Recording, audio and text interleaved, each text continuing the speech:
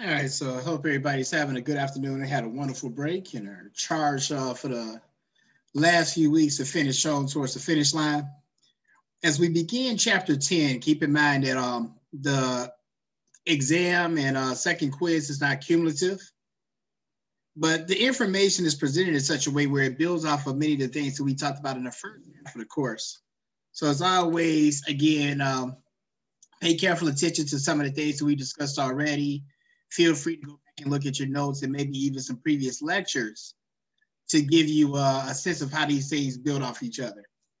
You recall that we began the first portion of the class talking about, the development of the self and all the many difficult things that are entailed with that in terms of our household socialization, our community socialization, the cultures that we grow up in, the times in which we're living.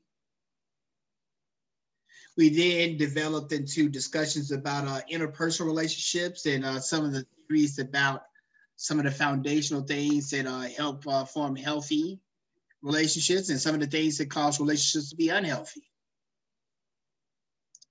In chapter 10, we're looking at the social psychological motivations behind helping or not helping other people.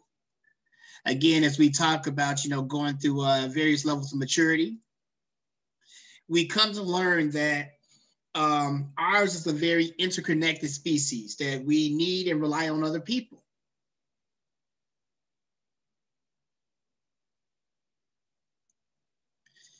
As such, there are times where we may need to help other people, and we surely will need help for somebody else.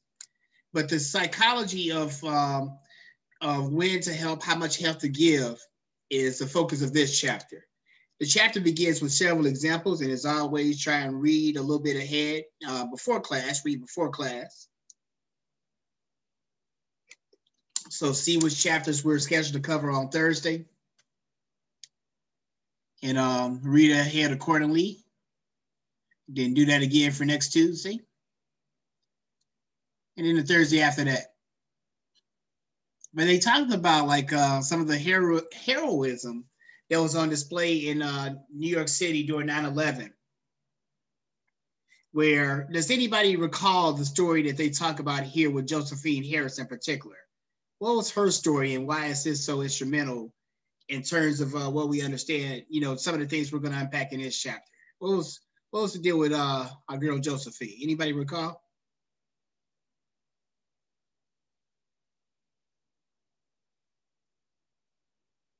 For sure.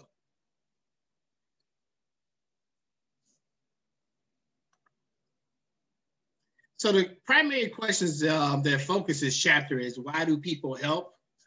When do they help? Who is likely to help? Whom do they help?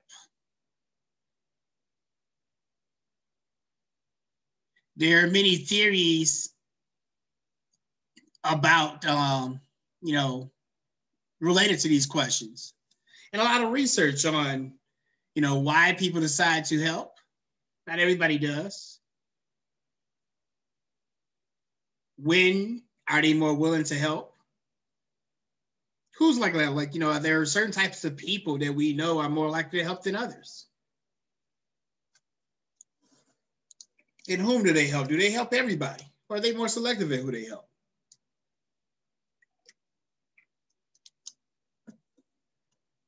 Let's look at some of these theories more closely.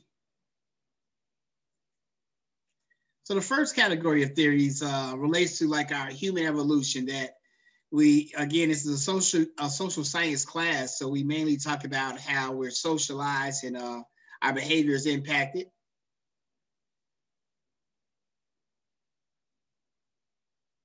By our environment.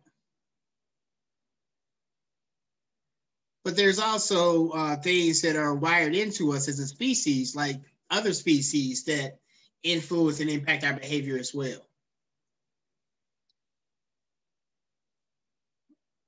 So part of this is related to pro-social behaviors. And when we talk about pro-social behaviors, and as always, when you see a concept written in italics, you want to study that closely. Again, ultimately, you really need to read this material to get a full understanding of it. If you don't do that, a lot of what we get here is going to be, not really translating to the results that you might want to see. So make sure that you go and read this stuff that'll break it down a little bit more deeply as well. But as you do prepare for the second quiz and the final exam, make note that when we're discussing pro-social behaviors, this refers simply to actions that are intended to benefit others. And we ask ourselves from an evolutionary perspective, and again, make note that word evolutionary is in bold print, that what is the function or what is the purpose of helping other people? That from an evolutionary perspective, what might be the purpose of helping other people? And we talk about evolution, right? Well, when you hear evolution, what comes to mind? You go. Oh, when I think of evolution, I think of like change over time, like something becoming something new. Good, very good. And I'm sorry, go ahead. Oh, I was gonna say, I think about, like, again, same thing, change over time, more so like adapting and kind of, adjusting to different situations. Good. And both things are true. Now, the one important part that we've left out is change and adaptation for what purpose? What is the purpose of this adaptation in the context of evolution? What's the purpose of it? Survival. Say it again. Survival. Yes. So in this way, we want to look at what is the function of helping others? How does helping other people help with our survival as a species? Or any species. There are many examples. And there's, what's called the selfish gene. So this refers to an evolutionary perspective that emphasizes the survival of the fittest individual's genes, not of the individual.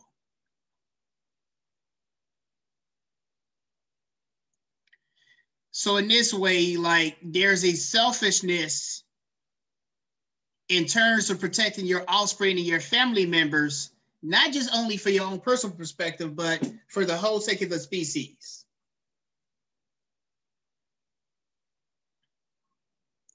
Related to this is the concept of kin selection. Again, you'll notice that this is in italics. Again, who do we choose to help? Who do we choose to help? Who do we choose to help? According to this view, there's there's something wired into us that we don't learn it. That even as a little kid, you're 3 years old, you haven't learned much about the world yet, but you know that there's things that you should do to look at and protect your 1-year-old little brother or sister. You know anything about the world, but you're doing this stuff anyway. Making sure they got food, you got some water here. You drink from my sippy cup too. Protecting them if they get attacked. Might not even like them that much.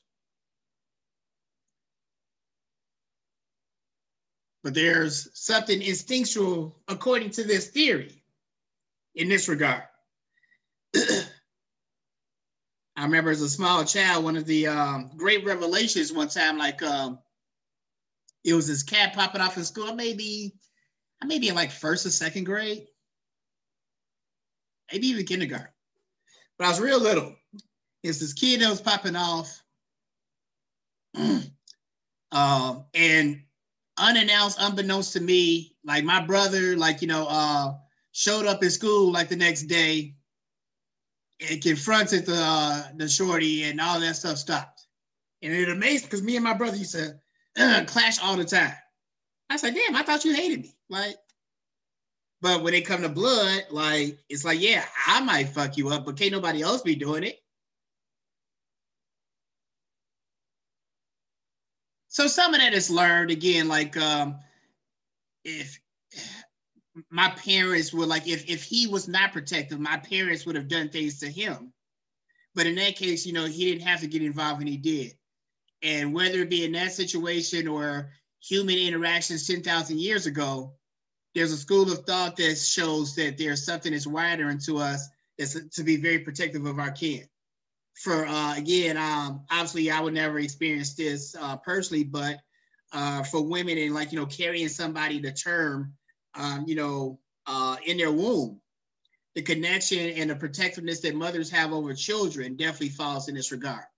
That it's just something that's wired into them. Like, you hear a mama bear, type mentality.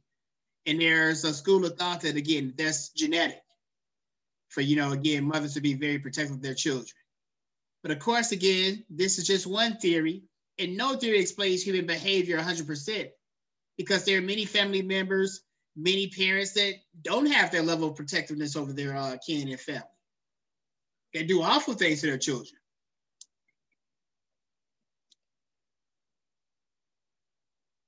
So there's no theory that explains human behavior 100%. Another theory of why we help is reciprocal altruism. Reciprocal altruism. And again, you've heard of reciprocity. So it's exactly what it sounds like. That you help other people because this makes it more likely that you're going to get help from somebody else in return.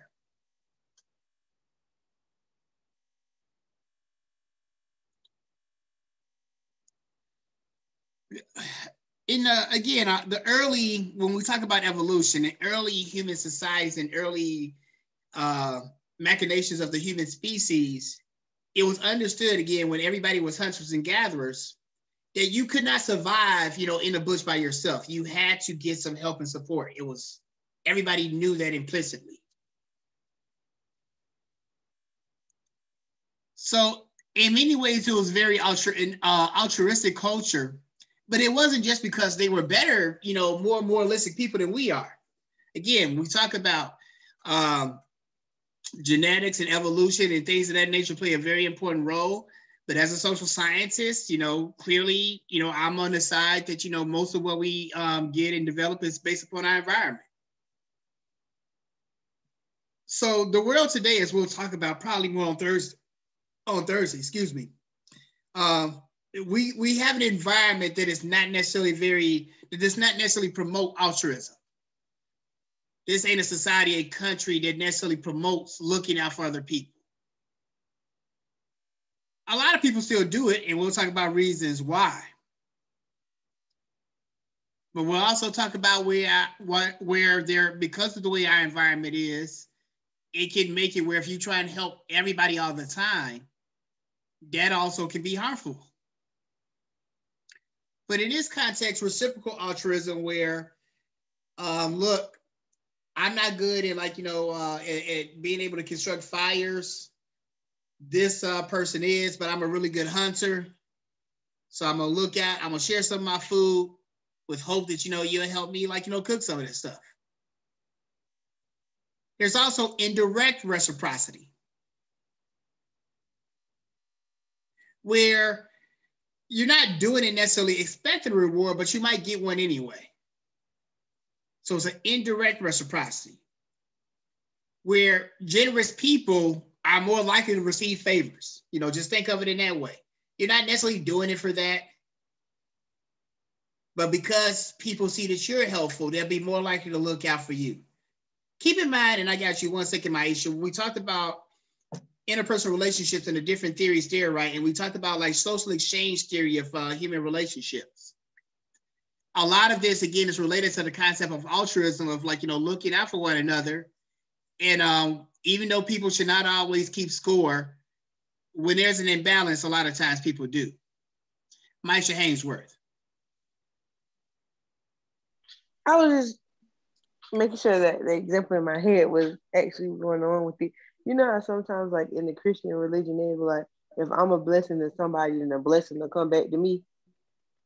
Absolutely. That is absolutely an example of indirect reciprocity, no question.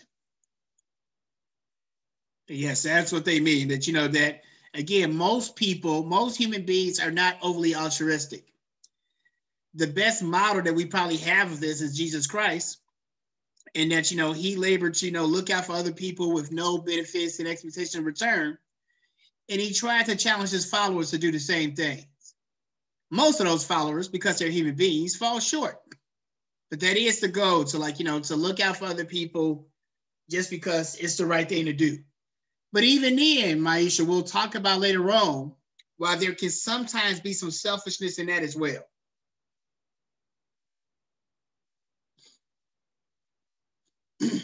If you're doing it, again, strictly as a, a way of assisting, but oftentimes if there was no incentive of like, hey, you might get to heaven or hell, those things also play a role in some of those things that may be apparent indirect altruism. And let me be clear, like, it ain't nothing wrong for like, expecting certain things in return where, again, I'll try and like, help people as much as I can, but I ain't no damn doormat. There does come a limit, and, so help can't be like, either abused or taken for granted either. Because I'm sure we know people like that, in helping other people so often, don't do as much to help themselves. And it's hard to help other people when you're not right. Sometimes people help out a sense of empathy. And look, empathy, again, is different from sympathy. Empathy kind of involves you putting yourself in that person's shoes. You may sympathize with somebody, but you can't really relate to their struggle.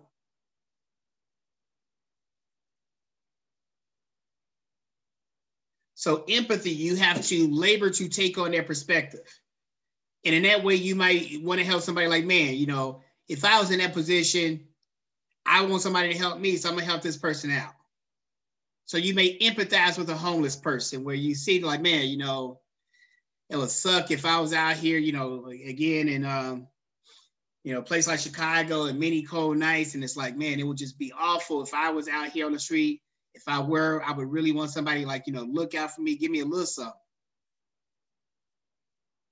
So in empathy for this person, I'm going to help them out.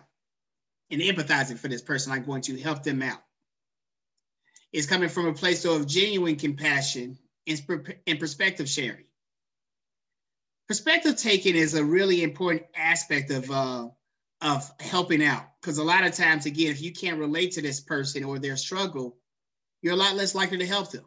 Because there are some people who like see a homeless person, they be like, man, I don't like this person up here sitting up here all day and just, wallowing and stuff. If that was me, I wouldn't do that. So I can't empathize with a person just sitting here up in the street and everything. Again, I think that's a very short-sighted approach myself.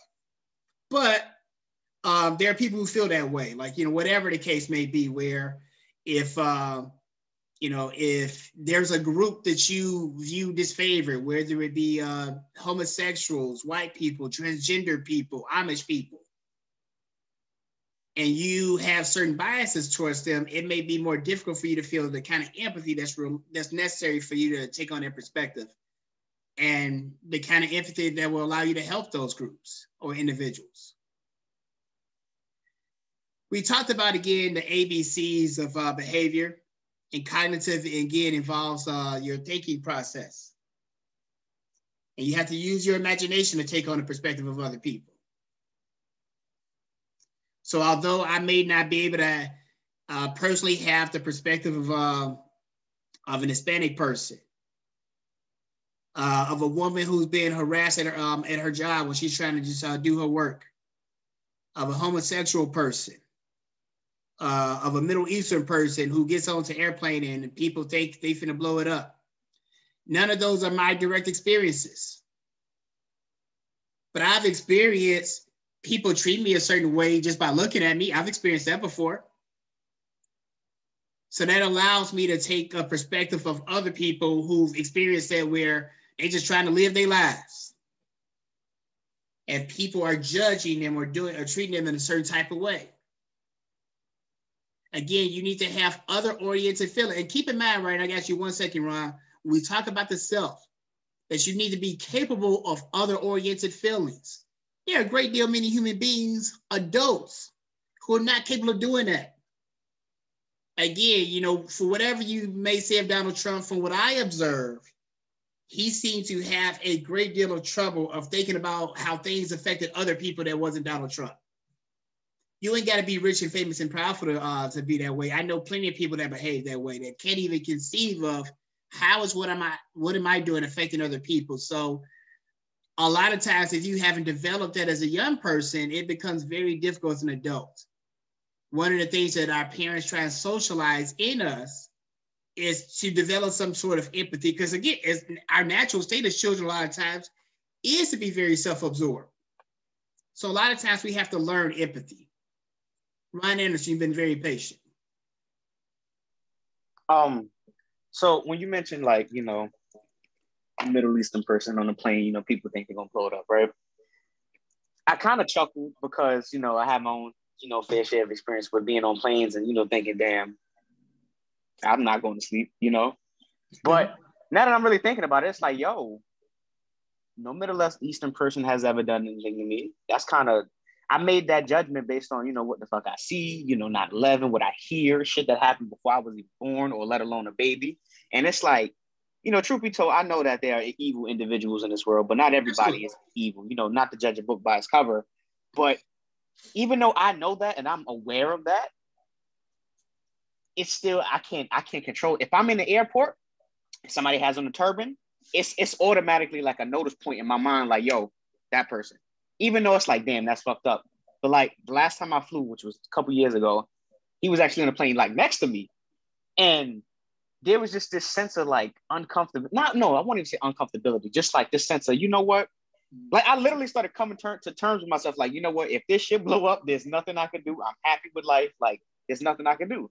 But then, you know, again, just thinking back on it, it's like, yo, what the fuck? Like, I really just automatically started thinking like that, like beyond my choice, really. That's just something wild that just came to mind. No, that's a great example. And that is a very real and human experience that almost every mature, thoughtful adult has gone through. Particularly in a country like this, where for one, we're very segregated, and this will relate to this point in a moment on the screen I have up here.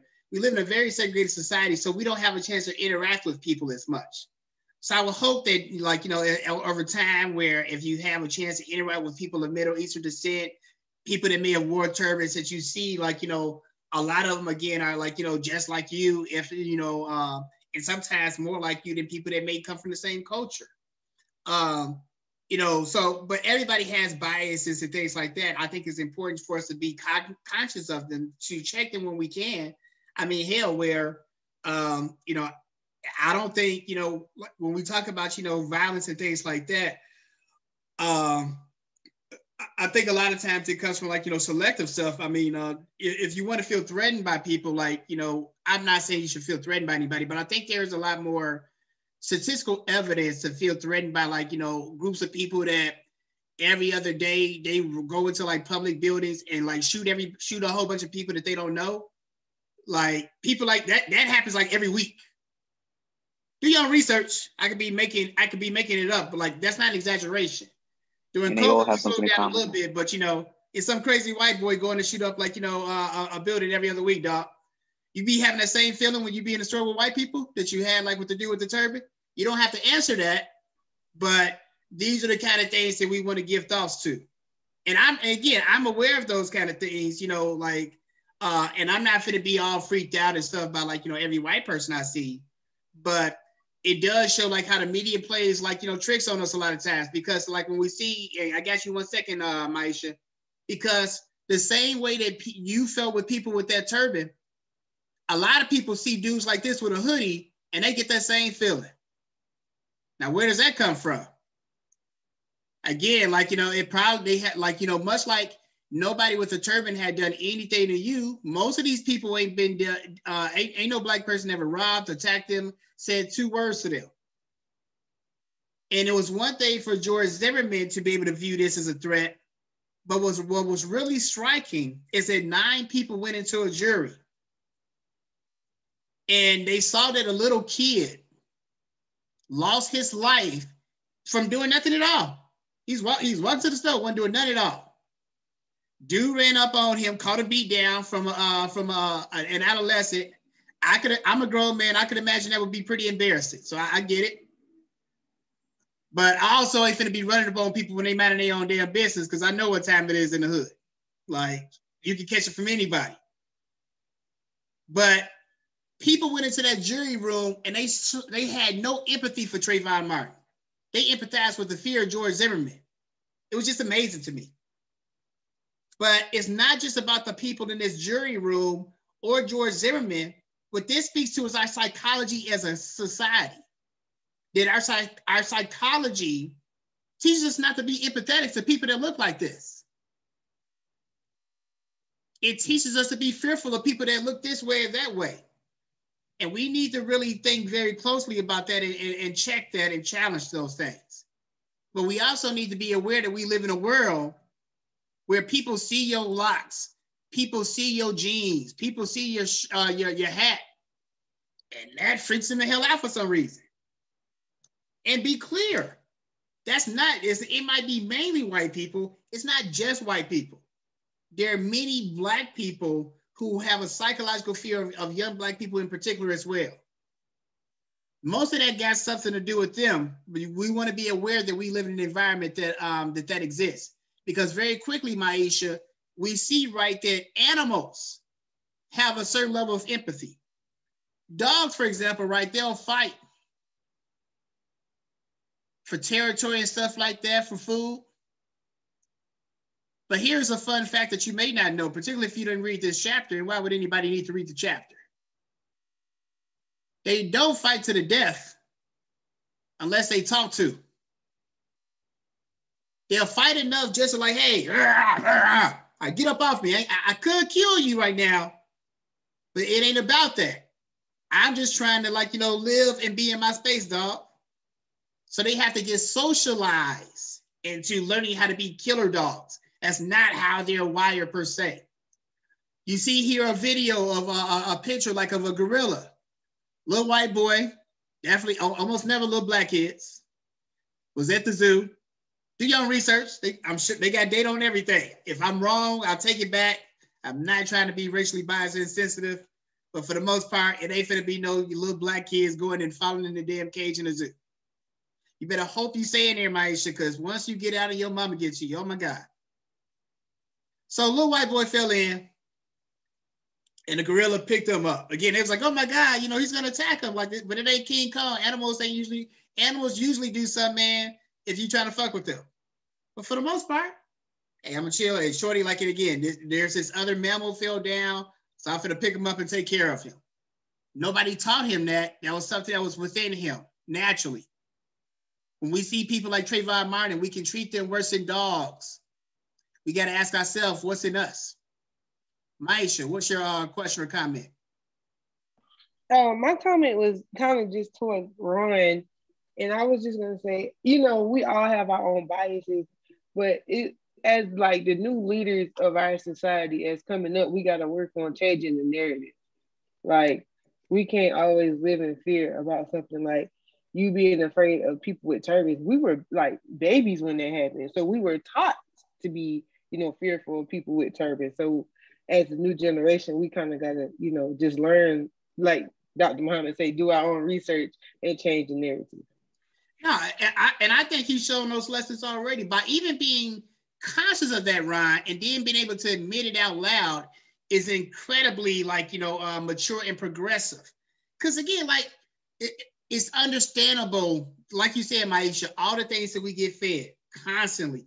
We get fed these things about this group of people, this group of people, this group of people, about women, about men, and how, so it's a lot that sticks.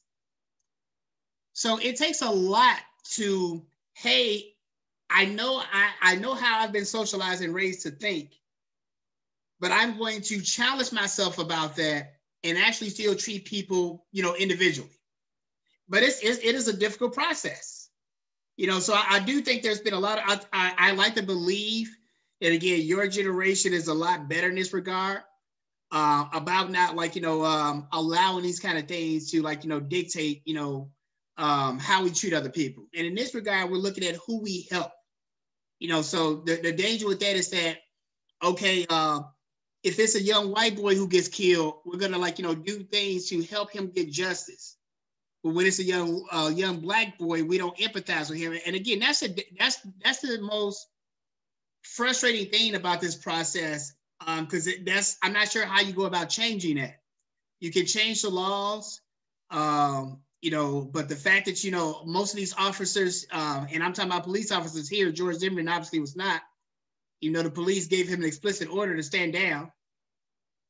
But most of the time, like, they don't even go to trial. Like, just the way it just sends a message that's pretty hard to refute, that Black life isn't valued, and that's just because there's not a lot of empathy for the Black experience. We don't. I would encourage us not to reproduce this. Sometimes we do, as it relates to our Hispanic brothers and sisters. I feel like we have way more homophobia than we should within the Black community.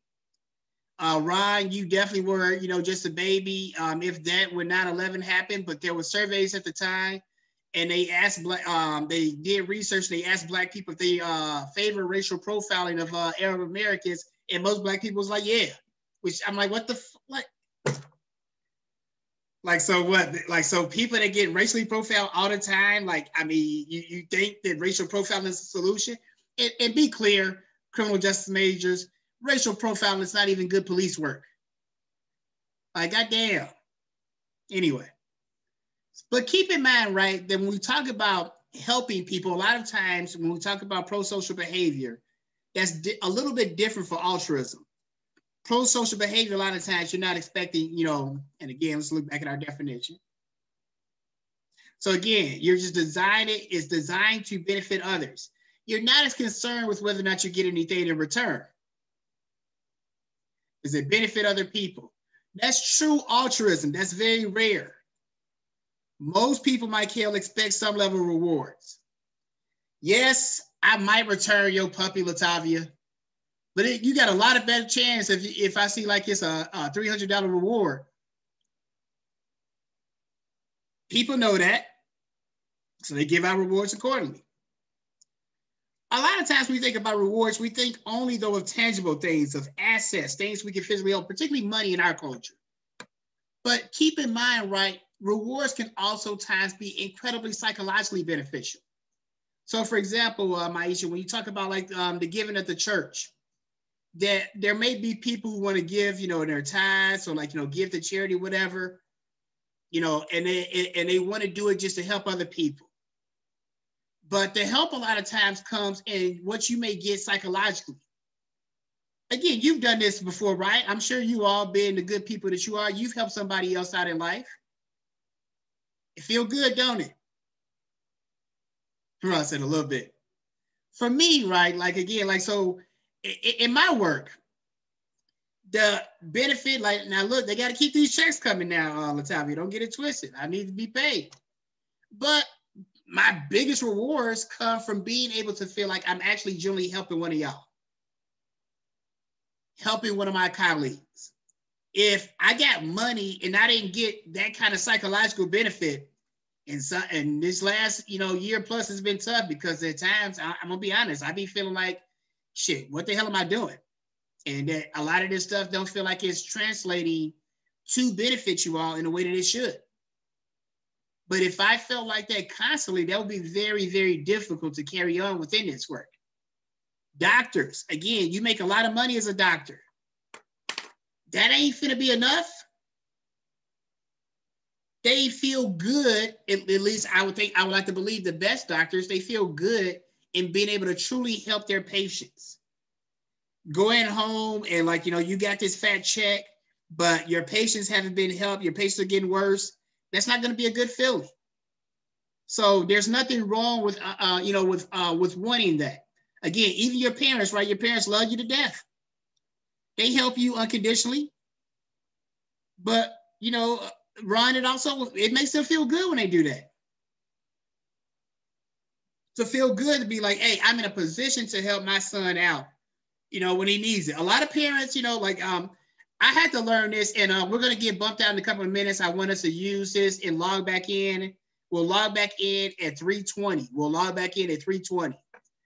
But and I won't keep you very long, but I do want to get this a pretty long chapter, so I want to make sure I get through a nice bit of it today. But I'm very was a very independent child.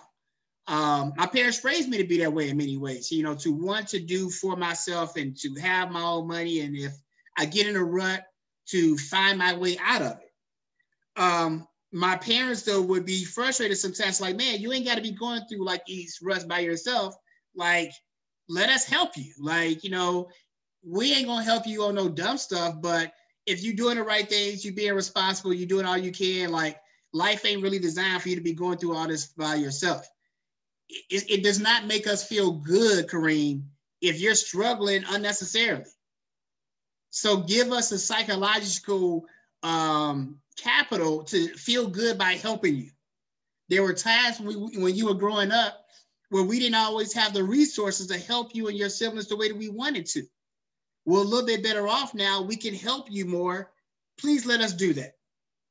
You know, so understanding those kind of things, you know, is like, you know, really important as well. And it's okay to get those psychological rewards. And those rewards can help you offset the cost. That, you know, there is a cost with helping people, whether, again, you're donating to charity. Again, all these frontline workers, you know, had you all read this, the beginning of the chapter, and you saw the ultimate cost that some people had to give on 9/11, there's a cost of going and helping other people where, am I finna run into this building that's on fire to help these other people survive? On one sense, it says, yeah, of course you will, it's your job. It's all types of people's job to decide not to run into trouble. So for many people, the tangible rewards go a long way, but just the psychology of helping other people can be very rewarding as well. We'll talk about this some more on the other side. Before we close out real quick, are there any questions about anything we've covered so far? No, sir. All right, we're going to log back in at 3:20 sharp. I'll see you all at that time. Yes, sir.